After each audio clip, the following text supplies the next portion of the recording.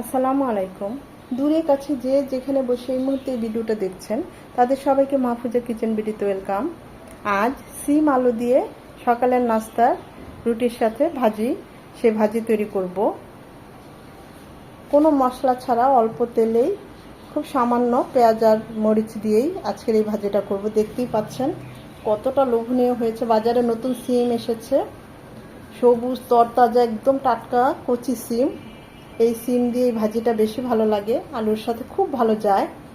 আমি তো এভাবে প্রায় করি, ফুলকপি দিয়ে, আলু দিয়ে, সিম দিয়ে, গাজর দিয়ে।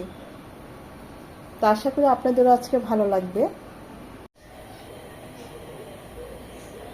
সাথে আলু দিয়ে মুরগির মাংসের ঝোল করেছি, একটু ঝাল ঝাল হয়েছে, অসম্ভব মজা হয়েছে।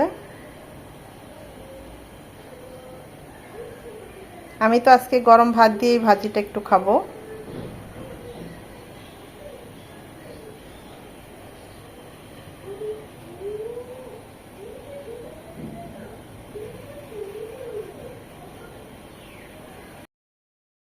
প্যানে দিয়ে দিচ্ছি সয়াবিন তেল, চাইলে সরষের তেলও করতে পারেন, 3 চামচের মতো। 3টা শুকনো মরিচ, শুকনো মরিচটা 1 মিনিট ভেজে নেওয়ার পর দিয়ে দিচ্ছি একটা বড় ইন্ডিয়ান রসুনের হাফ। এখানে রসুন কুচিটা আমি একটু বেশি দিচ্ছি, কারণ আমি রসুন কুচিটা একটু বেশি খাই। আপনারা তেল আর একটু কমিয়ে দিতে পারেন। রসুন কুচিটা যেহেতু হার্ড, এটা 1 মিনিট হবে। রসুন কুচিটা 1 মিনিট হওয়ার পর একটা বড় সাইজের পেঁয়াজ কুচি। রসুন কুচিটা একদম লাল লাল হয়ে একটা অ্যারোমা চলে আসবে, পেঁয়াজ কুচিটা একদম নরম হয়ে সেদ্ধ হবে। পেঁয়াজটা যখন একদম সেদ্ধ হয়ে আসবে আর রসুন কুচিটা থেকে সুন্দর একটা অ্যারোমা চলে আসবে, দিয়ে দেবো আলু। আমি তো এভাবেই কুচিয়ে নিয়েছি, আপনারা চাইলে আরও ভালো করে কুচিয়ে নিতে পারেন। আমি একটু বেশি পারলাম না। তো যত ভালো কুচিয়ে নেওয়া যায় এর টেস্ট তত ভালো আসে। দিয়ে দেবো সে তরতাজা সিম, সবুজ সতেজ, বাজারে মাত্র নেমেছে, তাই ভাবলাম নিয়ে আসি।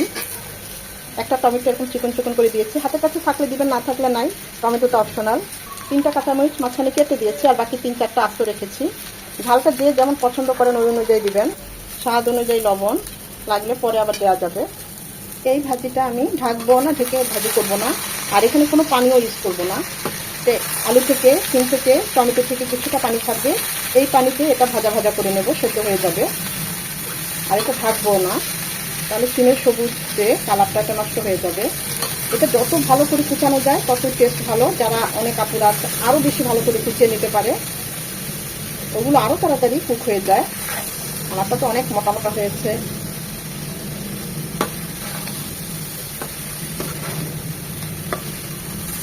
এখানে আর কিছুই দেওয়ার নেই, এই পেঁয়াজ কুচি, রসুন কুচি আর এই কাঁচামরিচ দিয়ে আমি আজকে এই ভাজিটা করবো। আমি সবসময় এভাবেই ভাজি করি সকালের নাস্তায়, শুধু আলু দিয়েই করি। আবার এরকম সিম আসে, এখন তো সিম নেমেছে, সিম দিয়ে করি। ফুলকপি থাকলে ফুলকপি করি। সিম্পলের মধ্যে অসাধারণ মজা, একবার হলে এভাবে ট্রাই করবেন। লবণের টেস্ট, ঝালের টেস্টটা করে শুধু কিছুক্ষণ পরপর একটু নেড়ে ছেড়ে দিবেন। এখানে আর কিছুই করার নেই। দেখবেন 7-8 মিনিট এভাবে একটু নাড়াচাড়া করে কুক করে নিলে সব সেদ্ধ হয়ে যাবে, ভাজা ভাজা হয়ে যাবে।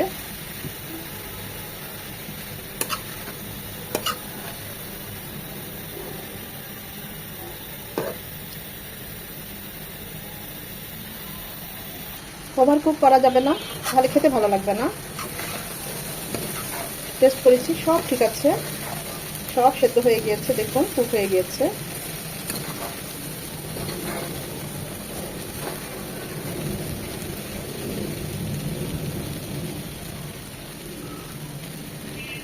নামানোর আগে ধনেপাতা কুচি দিয়ে নামিয়ে নেব। এখন চুলাটা অফ করে দেব, তাহলে এই ধনেপাতার ফ্রেশনেসটা, আমি কিন্তু চুলাটা অফ করে দিয়েছি, যে ধনেপাতার যে একটা ফ্রেশ ফ্লেভার, টেস্ট এখন পাওয়া যাবে।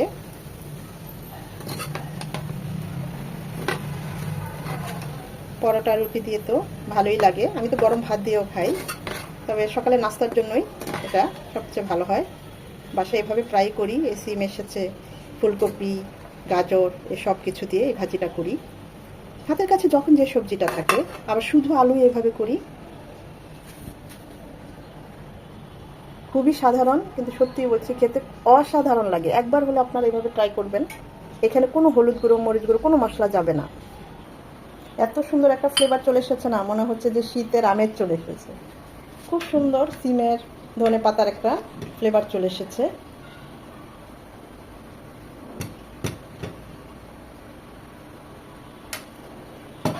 কে কে আমার মতো এরকম সিম্পল ভাবে ভাজিটা করেন সকালের নাস্তার জন্য, অবশ্যই কমেন্ট সেকশনে জানাবেন।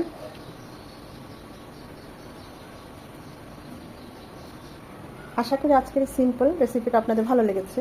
যদি ভালো লেগে থাকে অবশ্যই একটা লাইক দিবেন, কারণ আপনাদের এই একটা লাইক আমাকে পরবর্তী ভিডিও করতে উৎসাহিত করে, উদ্বুদ্ধ করে। ফ্রেন্ডস অ্যান্ড ফ্যামিলির মাঝে বেশি বেশি করে শেয়ার করে দিবেন, যেন তারাও এরকম সহজ এবং মজার রেসিপি দেখতে পায়।